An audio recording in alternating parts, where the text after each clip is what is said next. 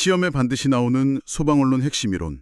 오늘은 화재 및 유류 화재 파트를 깊이 파고들어 보겠습니다. 단순히 암기하는 걸 넘어서 왜 이런 개념들이 현장에서 생사를 가르는 중요한 지식이 되는지 그 본질을 꿰뚫어보는 시간을 갖겠습니다. 이 시간만 집중하시면 여러분의 지식 체계가 훨씬 단단해질 겁니다. 자, 그럼 바로 시작하죠. 좋습니다. 모든 것의 시작은 바로 화재가 무엇인지 정확히 정의하는 것에서부터 출발해야 합니다. 그렇죠. 우리가 싸워야 할 적이 누군지 명확히 알아야 전략을 세울 수 있으니까요. 맞습니다. 이게 모든 이론의 시작점이자 또 현장 판단의 기본 전제가 되거든요. 맞는 말씀입니다. 사실 우리가 불을 매일 쓰잖아요.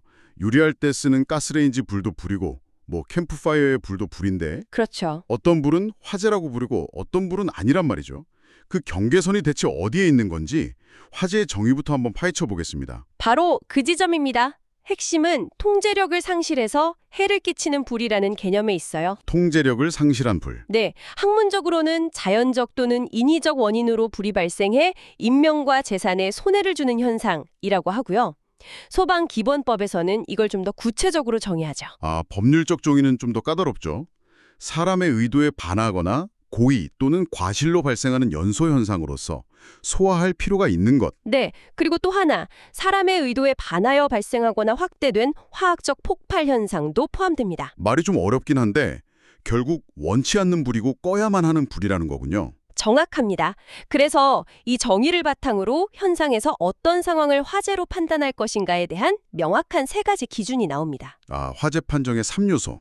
네, 바로 그거죠. 첫 번째는 불의의 성격, 즉 의도에 반해야 한다는 거군요. 제가 라면 끓이려고 켠 가스레인지 불은 제 의도 안에 있지만 그렇죠. 그 불이 옆에 있던 행주로 옮겨붙는 순간 제 의도를 벗어나는 거니까요. 방화는 말할 것도 없고요. 맞습니다. 그리고 두 번째는 피해 발생입니다. 단순히 의도를 벗어나는 걸 넘어서 실질적인 경제적 손실이나 인명피해를 일으켜야 화재로 봅니다. 난로에서 타던 장작불이 카펫으로 옮겨붙어서 그을음을 만들었다면 그 순간부터는 피해가 발생한 화재가 되는 거군요. 바로 그겁니다. 그리고 마지막 3번째, 소화 필요성. 이게 아주 중요합니다. 소화 필요성요? 네, 그냥 놔두면 저절로 꺼질 뿐이 아니라 소화기나 물처럼 소화 효과가 있는 무언가를 사용해서 적극적으로 개입해야만 하는 불. 아하. 이 3가지, 의도에 반하는가, 피해를 발생시키는가, 소화가 필요한가, 이게 모두 충족될 때 비로소 우리가 아는 화재가 되는 겁니다. 알겠습니다. 이 3가지 기준은 모든 화재 조사의 출발점이 되겠네요. 맞습니다. 자, 그럼 이 화재라는 불청객은 주로 어떤 모습으로 우리에게 찾아올까요?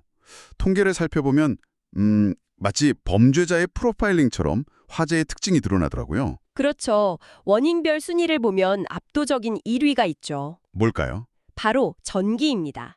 누전, 합선, 과부하 같은 전기적 요인이 가장 흔해요. 심지어 통계상 원인 불명으로 잡히는 화재들도 있거든요. 네, 있죠. 나중에 정밀 감식을 해보면 대부분 전기 문제로 밝혀질 정도로 그 비중이 절대적입니다. 그렇군요. 그 뒤를 잇는 게 담배로 인한 부주의, 그리고 3위가 방화, 4위가 불장난 순서군요. 네, 전기, 담배, 방화, 불장난. 우리 생활과 너무 밀접해서 오히려 경각심을 잃기 쉬운 것들이네요. 맞습니다. 그리고 장소별 통계는 더 흥미롭습니다. 여기서 아주 중요한 함정이 하나 있거든요. 함정이요? 네. 화재가 가장 자주 일어나는 곳, 즉 발생 빈도 1위는 어디일 것 같으세요? 아무래도 우리가 가장 많은 시간을 보내는 공간이니까 단연 주택이겠죠? 정답입니다. 그런데 재산 피해액이 가장 큰 곳은 주택이 아닙니다. 그런가요? 바로 공장이죠. 공장은 비싼 기계 설비가 밀집해 있고 또 가연성 원자재나 제품이 많아서 한번 불이 나면 피해 규모가 상상을 초월합니다. 와. 시험에서는 이 2가지를 교묘하게 섞어서 물어봅니다. 발생 빈도 1위를 묻는지 재산 피해 1위를 묻는지 반드시 구분해야 합니다. 정말 중요한 포인트네요. 빈도는 주택, 피해액은 공장. 이건 꼭 기억해야겠습니다. 네, 계절별로는 상식선에서 예측이 가능하겠어요. 건조하고 난방기구를 많이 쓰는 겨울이 당연히 1위일 테고요. 그렇죠. 그리고 역시 건조하고 바람이 많이 부는 봄이 산불 때문에 2위. 반대로 습도가 높은 여름이 가장 빈도가 낮겠군요. 그렇습니다. 이런 통계들을 머릿속에 넣어두면 화재라는 현상을 좀 더 입체적으로 이해할 수 있습니다. 네. 그리고 화재가 왜 그토록 예측하고 진압하기 어려운지에 대한 본질적인 특성, 즉 화재의 4대 특성을 이해하는 것도 중요합니다. 첫 번째가 우발성, 언제 어디서 터질지 모른다는 거죠. 네, 예측 불가능하죠. 두 번째는 확대성, 불은 가만히 있질 않죠. 산소와 바람을 타고 순식간에 주변으로 번져나가고요. 맞습니다. 그리고 셋째는 불안정성입니다. 화재 현장은 단 한순간도 안정적인 상태가 없어요. 바람의 방향, 가연물의 종류에 따라서 불길의 크기와 방향, 속도가 계속해서 변하죠. 마지막은 비정형성이겠네요. 네, 세상에 똑같은 화재는 단 하나도 없습니다. 장소, 가연물, 환경에 따라 전부 다른 형태와 양상을 보입니다. 이 네 가지 특성 때문에 소방관들이 그토록 힘든 훈련을 하는 겁니다. 매번 다른 적을 상대해야 하니까요. 그렇군요. 그렇게 변화무쌍한 화재에 대응하려면 일단 눈앞에 불이 어떤 종류의 불인지부터 빠르게 파악해야 할 텐데요. 그렇죠. 여기서 그 유명한 화재 급수별 분류가 나오는군요. 이건 정말 기본 중에 기본이면서 가장 중요한 약속이죠. 맞습니다. 소방관들 사이의 공용어와도 같습니다. 먼저 A급, 일반 화재입니다. A급, 일반 화재. 표시 색상은 백색이고요. 나무, 종이, 섬유처럼 타고 나서 재, 애쉬를 남기는 고체 가연물 화재를 말합니다. 아, 애쉬의 A라고 기억하면 쉽겠네요. 네, 그렇게들 많이 외우시죠. B급은 유료가스 화재군요. 맞습니다. 표시 색상은 황색. 이건 기름이 끓는 모습을 연상하면 B급을 기억하기 쉽습니다. 오, 그것도 좋은 방법인데요. 휘발유, 경유 같은 기름이나 LPG 같은 가스가 타는 화재인데 A급과 가장 큰 차이점은 타고 나서 재를 남기지 않는다는 점입니다. C급은 그럼 전기 화재, 커런트의 C죠. 네, 맞습니다. 표시 색상은 청색이고요. 전기가 흐르는, 즉 통전 중인 상태의 전기기구나 배선에서 발생하는 화재입니다. 여기서 중요한 점이 있죠. 그렇죠. 만약 차단기를 내려서 전기를 끊으면 더 이상 C급이 아니라 그 기기의 재질에 따라 A급이나 B급 화재로 바꾼다는 점. 이게 중요합니다. 마지막으로 D급은 금속 화재. 이건 표시 색상이 따로 없어서 무색으로 표기하죠. 네. 마그네슘, 나트륨 같은 특정 가연성 금속에서 발생하는 화재인데요.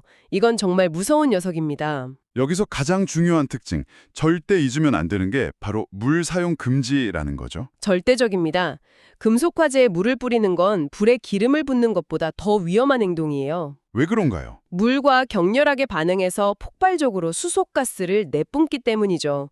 D급 화재는 전용 분말 소화 약재나 마른 모래로 덮어서 진납해야 합니다. A급 백색, B급 황색, C급 청색.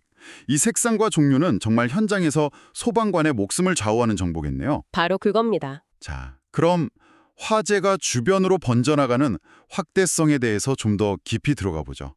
확산 화염처럼 넓게 퍼져나가는 화염을 확산 화염이라고 부르는데 이때 기체가 퍼져나가는 속도에 대한 중요한 물리 법칙이 등장하죠. 아, 네. 그레이엄의 법칙 말입니다. 맞습니다. 공식 자체는 V2 V1 equals 루트 M1 M2 equals 루트 P1 P2로 조금 복잡해 보일 수 있어요. 하지만 이 공식의 핵심 의미는 아주 간단합니다. 뭔가요? 기체의 확산 속도는 그 기체의 분자량 또는 밀도의 제곱근에 반비례한다. 반비례한다는 게 핵심이네요. 즉, 분자량이 작을수록, 다시 말해 가벼울수록, 그리고 밀도가 작을수록 확산 속도는 기하급수적으로 빨라진다. 그렇죠. 이것만 기억하면 되겠군요. 예를 들어 분자량이 4인 헬륨가스는 분자량이 약 29인 공기보다 훨씬 빠르게 퍼져나가는 것처럼요. 정확한 이해입니다. 화재 현장에서 발생하는 유독가스 중 가벼운 것들이 더 빨리, 더 멀리 퍼져서 위험하다는 의미도 되겠네요. 네, 그렇군요. 이번에는 외부에 불꽃 없이 스스로 타오르는 현상, 자연발화에 대해 알아보죠. 네, 자연발화. 마치 마술처럼 보이지만 여기에도 엄연한 과학적 원리가 숨어 있습니다. 물질이 공기 중에서 산화되거나 미생물 활동으로 분해될 때 열이 발생하는데 이 열이 밖으로 빠져나가지 못하고 차곡차곡 쌓이다가 그렇죠. 쌓이다가 스스로 발화점에 도달해서 불이 붙는 현상.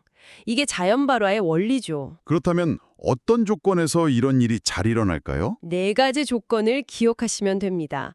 첫째, 애초에 발혈량이 클 것. 발열량 자체가 커야 하고, 둘째, 열이 덜 뺏기도록 주위 온도가 높을 것. 셋째, 발생한 열이 빠져나가지 못하게 열전도율이 작을 것. 쇠처럼 열전도율이 높은 물질은 열이 금방 퍼져서 식어버리니까 자연 발화가 어렵겠군요. 맞습니다. 그리고 넷째, 산소와 많이 접촉해서 반응을 활발하게 하도록 표면적이 넓을 것. 톱밥이 통나무보다 훨씬 위험한 이유죠. 그럼 자연 발화를 막는 방법은 이 조건들을 거꾸로 뒤집으면 되겠군요. 바로 그겁니다. 통풍을 잘 시켜서 열을 빼주고 온도를 낮게 유지하고 습도를 낮춰 미생물 활동을 억제하고 열이 쌓이지 않도록 양을 조절하는 것. 알겠습니다. 그리고 자연 발화는 그 원인이 되는 열에 따라 산화열, 석탄, 분해열, 셀룰로이드, 흡착열, 활성탄, 중압열, 시아나수소, 발효열, 퇴비 5가지로 나뉘는데요. 네. 각 종류와 대표 물질을 연결해서 알아두시면 좋습니다. 연소 현상은 불꽃의 유무로도 나눌 수 있죠. 불꽃 없이 연기만 내면서 타들어가는 훈소와 미리 공기와 섞여서 파란 불꽃을 내며 타는 예온합 연소. 그렇죠. 훈소는 담뱃불이나 젖은 낙엽이 타는 모습을 생각하면 됩니다. 산소 공급이 부족해서 불완전 연소하며 연기만 많이 내죠. 그러다 갑자기 확 타오를 수도 있고요. 네, 조건이 맞으면 확 불꽃을 내며 타오르는 발화연소로 변할 수 있어 아주 위험합니다. 반면 예온합 연소는 가스레인저처럼 가스와 공기가 미리 잘 섞여서 나오는 거라 안정적이고 완전 연소에 가까운 파란 불꽃을 내고요. 맞습니다. 물론 이 혼합가스가 한 번에 터지면 그게 바로 가스 폭발이 되는 거고요. 이제 화재가 지나간 뒤 그 피해를 어떻게 산정하는지에 대한 기준을 살펴보겠습니다. 건축물의 소실 정도는 3단계로 나뉘죠. 네, 전소는 건물의 70% 이상이 소실됐거나 보수비가 현재 건물 가치의 50%를 넘을 때입니다. 70% 이상 소실 또는 보수비 50% 이상. 네, 반소는 30% 이상 70% 미만 소실, 부분소는 30% 미만 소실된 경우를 말합니다. 70과 30이 기준점이 되는 숫자입니다. 인명피해의 기준이 되는 화상분류도 중요합니다. 특히 2도와 3도의 차이점이 명확하죠. 그렇죠. 1도 화상은 피부가 빨갛게 되는 정도지만 2도 화상의 가장 결정적인 특징은 수포, 즉 물집이 생긴다는 겁니다. 물집이 생기면 2도군요. 네, 그리고 극심한 통증을 동반하죠. 반면 3도 화상은 피하지방층까지 깊숙이 손상돼서 피부가 검게 변하고 오히려 신경까지 파괴되어서 통증을 느끼지 못한다는 게 가장 큰 특징입니다. 와, 통증이 없다는 게 더 무서운 거네요. 4도는 뼈와 근육까지 손상된 최악의 상태를 말하고요. 건축물 화재의 위험성을 미리 가늠하는 척도로 화재 하중이라는 개념이 있던데요. 이건 뭔가요? 쉽게 말해 단위 면적, 그러니까 1제곱미터당 가연물이 얼마나 많은가를 나타내는 지표입니다. 그냥 무게를 재는 건가요? 아니요, 단순히 가연물의 무게가 아니라 그 가연물이 가진 총 발열량을 기준으로 하고요. 그 발열량을 다시 목재의 발열량으로 환산해서 표현합니다. 이 공간의 화재 위험성은 목재 몇 킬로그램이 쌓여 있는 것과 같다. 이렇게 알려주는 거군요. 바로 그겁니다. 그래서 공식의 기준이 되는 목재의 단위 발열량이 들어가는 거죠. H값 4,500kcal per kg. 이 숫자는 문제에서 주어지지 않을 수도 있으니 꼭 기억해야 하는 상수값이네요. 맞습니다. 화재 하중은 가연물 총량 곱하기 가연물 단위 발열량을 바닥 면적 곱하기 4,500으로 나눈 값이죠. 네, 알겠습니다. 자, 그럼 이제 특별히 더 위험하고 까다로운 B급 화재, 유류 화재의 세계로 들어가 보겠습니다. 네, 유류 화재는 물을 함부로 쓰면 안 된다고 하셨죠? 절대 안 됩니다. 기름은 물보다 가벼워서 물 위에 뜨잖아요. 그렇죠. 거기에 물을 뿌리면 불붙은 기름이 물을 타고 사방으로 퍼져나가면서 화재를 순식간에 몇 배로 키우게 됩니다. 와, 상상만 해도 끔찍하네요. 그래서 산소 공급을 차단하는 포소화 약재 등을 이용한 질식소화가 원칙입니다. 특히 유류 저장 탱크 화재에서는 아주 기이하고 위험한 현상들이 나타난다고 들었습니다. 이름도 비슷한 오버 시리즈들이죠. 네, 4가지 현상을 명확히 구분해야 합니다. 첫째, 가장 위험한 보일 오버, 보일 오버? 이건 탱크 바닥에 고여있던 물이 원인입니다. 화재의 열이 아래로 전달돼서 이 물이 끓으면서 수증기로 변해 부피가 폭발적으로 팽창, 불붙은 기름을 탱크 밖으로 분출시키는 현상입니다. 화산 폭발과도 같죠. 탱크 바닥에 물이 원인이다? 그럼 둘째는 슬롭 오버링인데요. 이건 뭐가 다른가요? 이건 원인이 다릅니다. 탱크 바닥에 물이 아니라 소방관이 외부에서 뿌린 소화 용수, 물이 뜨거운 기름 표면에 닿았을 때 급격히 끓어 넘치는 현상이죠. 아, 보일 오버는 내부의 물, 슬롭 오버는 외부의 물. 이렇게 구분하면 되겠네요. 정확합니다. 셋째는 프로스 오버. 이건 화재가 없을 때도 발생할 수 있습니다. 뜨거운 아스팔트 같은 점성 높은 기름에 물이 들어가 거품처럼 부풀어 오르며 넘치는 현상입니다. 화재가 없어도요? 네. 그리고 마지막으로 오일 오버는 탱크가 절반 이하로 채워진 상태에서 화재가 발생했을 때 내부 압력 상승으로 탱크 자체가 폭발하는 현상을 말합니다. 와, 정말 하나하나가 대형 참사로 이어질 수 있는 위험한 현상들이군요. 자, 그럼 지금까지 다룬 핵심 개념들이 얼마나 잘 정리되었는지 몇 가지 문제로 확인해 보겠습니다. 좋습니다. 한번 풀어보시죠. 첫 번째 문제입니다. Q1. 다음 중 자연 발화를 촉진시키는 조건으로 옳은 것은 1번. 습도가 낮을 것 2번. 열전도율이 클 것 3번. 표면적이 작을 것 4번. 주위 온도가 높을 것. 정답은 4번 주위 온도가 높을 것입니다. 왜 그런가요? 주위 온도가 높아야 발생한 열이 외부로 덜 뺏기고 내부에 축적되기 쉽습니다. 1, 2, 3번은 모두 자연 발화를 방지하는 조건이죠. 열전도율은 작아야 하고 표면적은 넓어야 촉진됩니다. 좋습니다. 다음 문제입니다. Q2. C급 화재, 즉 전기 화재의 표시 색상은 1번 백색, 2번 황색, 3번 청색, 4번 무색. 이건 바로 답이 나와야 합니다. 정답은 3번 청색입니다. 다시 한번 정리해 주시죠. A급 일반 화재는 백색, B급 유류 화재는 황색, D급 금속 화재는 무색이었죠. 네, 좋습니다. 세 번째 문제입니다. Q3. 그레이엄의 법칙에 의하면 기체의 확산 속도는 무엇에 반비례하는가? 1번 분자량의 제곱, 2번 밀도의 제곱근, 3번 온도의 제곱근, 4번 압력. 정답은 2번 밀도의 제곱근입니다. 아, 그냥 밀도가 아니고요. 네, 그레이엄의 법칙은 기체의 확산 속도가 밀도 또는 분자량의 제곱근에 반비례한다고 했습니다. 그냥 밀도가 아니라 밀도의 제곱근이라는 점 헷갈리기 쉬우니 정확히 기억해야 합니다. 마지막 문제입니다. Q4. 유류 탱크 화재 시 탱크 저부에 물이 비등하여 연소율을 분출시키는 현상은 1번 슬로포도, 2번 보일오버, 3번 프로스오버, 4번 오일오버. 정답은 2번 보일오버입니다. 핵심 키워드가 있었죠? 네, 문제의 핵심 키워드는 탱크 저부의 물이죠. 탱크 바닥에 원래 있던 물이 끓어서 넘치는 현상, 바로 보일오버의 정의입니다. 만약 외부에서 뿌린 소화용수가 원인이었다면 1번 슬로포버가 답이 됐을 겁니다. 네, 오늘 화재와 유류 화재의 핵심 이론부터 문제풀이까지 완벽하게 정리해봤습니다. 오늘 다룬 내용들은 정말 소방학의 기초 체력이자 뼈대와도 같습니다. 그렇죠. 반드시 여러 번 곱씹어서 여러분의 것으로 만드시길 바랍니다. 오늘 우리는 화재의 물리적, 화학적 특성을 중심으로 살펴봤습니다. 하지만 실제 현장에서 가장 큰 변수는 바로 인간입니다. 같은 규모의 화재라도 훈련된 사람과 그렇지 않은 사람의 대처는 완전히 다른 결과를 낳죠. 여러분이 앞으로 전문가가 되었을 때 오늘 배운 이 과학적 지식을 어떻게 활용해서 현장에서 사람들의 패닉을 줄이고 더 안전하고 효과적인 행동을 이끌어낼 수 있을지 고민해 보시는 것. 그것이 합격을 넘어선 더 큰 공부가 될 것입니다.